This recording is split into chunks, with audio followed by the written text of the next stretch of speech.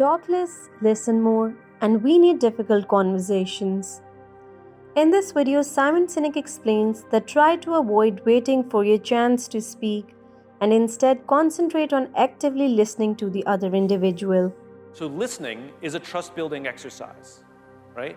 If you're in take it down to a personal relationship. If you've ever had a romantic relationship, a loved one, right? Making someone feel heard doesn't mean you're wrong. Saying sorry doesn't mean you're wrong. It just means you take accountability for your actions.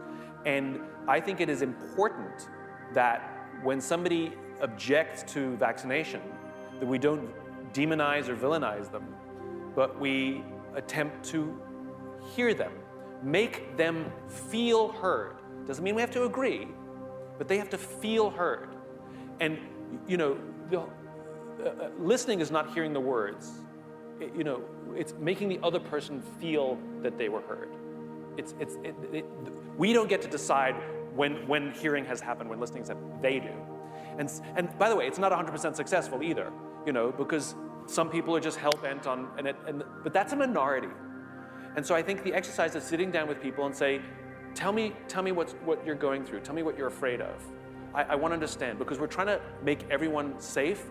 I want to hear what your thing is. And let them tell their story. We have no answers. We're not there to object. We're not there to react. We're not there to fix or tell them that they're wrong. Women are better than this than men.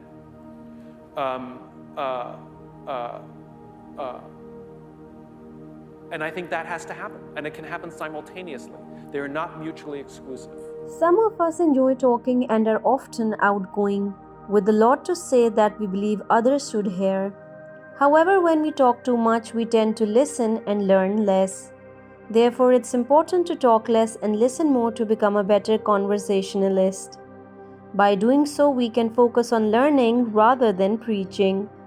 For instance, during a conversation with your manager about sales outreach strategies, instead of insisting on your preferred approach, you can become a great listener and encourage others to speak about themselves. This way, you can earn their respect and admiration. Make an effort to refrain from waiting for your turn to talk and instead focus on actively listening to the other person. Allow them to completely articulate their thoughts before you respond. Try to avoid waiting for your chance to speak and instead concentrate on actively listening to the other individual. Let them express their ideas fully before you reply.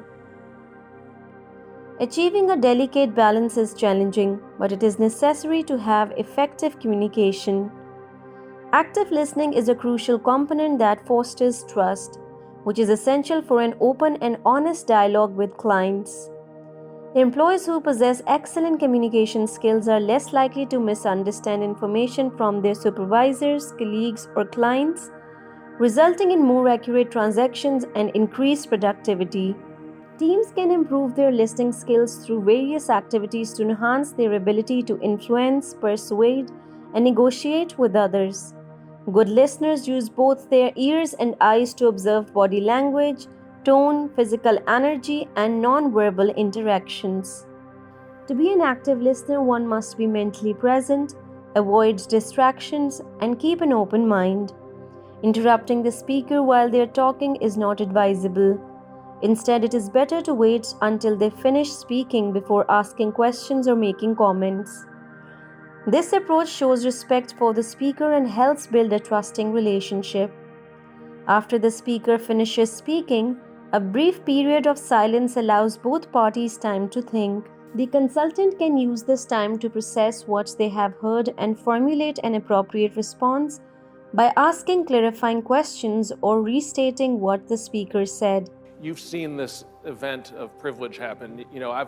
I've sat there, we did this on Zoom. It was so weird that we couldn't do this in person, but the social events were happening, and we realized we need to listen. We need to talk. There's something going on here. And it's not something going on, it's just there's been a lot that has not been said. That's always been there. Yep. What is privilege? What does that whole thing mean to you? And how do we deal with it? I mean, The correct response is empathy, right? and the sort of excessive apologizing like to apologize for how you were born is a strange reaction. But the most important thing, I think, is empathy, to try to understand, to try and relate. And we saw this happen, it didn't happen, unfortunately, because we don't teach the skills. We don't teach active listening. We don't teach executives or any employee in our company how to make someone else feel heard, feel understood, feel seen, which is where it starts. And if that can happen, then all kinds of trust builds and all the other things start to break away. So for example, after the murder of George Floyd, I was astonished at the number of people in a leadership position, regardless of mid-ranking on up, did nothing.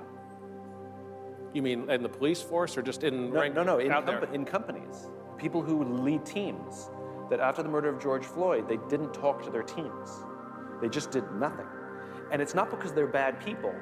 It's because they didn't have the skills. They didn't know how to have an uncomfortable or difficult conversation. So they chose nothing, which makes things worse. Many individuals try to steer clear to conflict even if it means enduring discomfort. However, avoiding challenging discussion does not make them disappear, and addressing them can significantly enhance our personal and professional lives. A lot of people avoid difficult conversations because they lack the skills to handle them. Additionally, some fear that such conversation may harm their relationship or work environment. Nevertheless, avoiding these talks can breed resentment and widen the gap between people. Conflict is not always negative, and difficult conversations are essential for effective collaboration.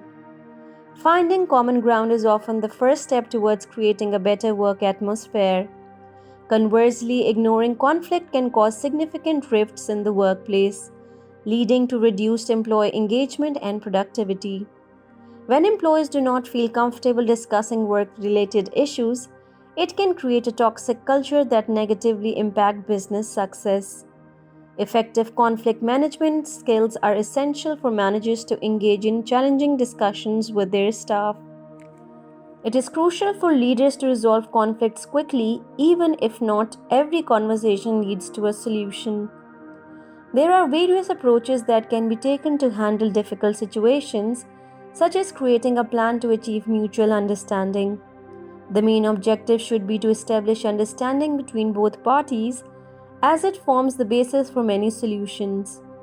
To ensure a productive conversation, it is advisable to prepare beforehand instead of solely focusing on finding a solution. Often we approach challenging conversation with the desired outcome in mind, without considering the other people involved. It is important to remember that these conversations should be a dialogue, not a monologue. Self-reflection and empathy are crucial in having an open discussion. Without proper preparation, difficult talks can result in hurt feelings. Therefore, it is essential to examine your emotions about the situation before having the conversation so that your emotions do not catch you off guard. Frequently, conversations can be challenging because we are too focused on our own perspective. When we have a specific solution in mind, we may not be receptive to hearing other viewpoints or alternatives. To overcome this, it is essential to put aside our own views and try to understand the other person's perspective. We should consider how they feel about having a difficult conversation with us and strive to discover what is happening with them. This approach can help us develop empathy throughout the conversation. While it is important to have an ideal outcome in mind, we should also be prepared to compromise once we gain a deeper understanding of the other person's experience. To achieve this, we need to listen attentively and ask questions as needed, without thinking about our own response while the other person is speaking.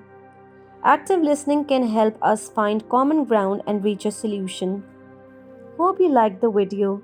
Thanks for watching. For more videos, like these and please subscribe.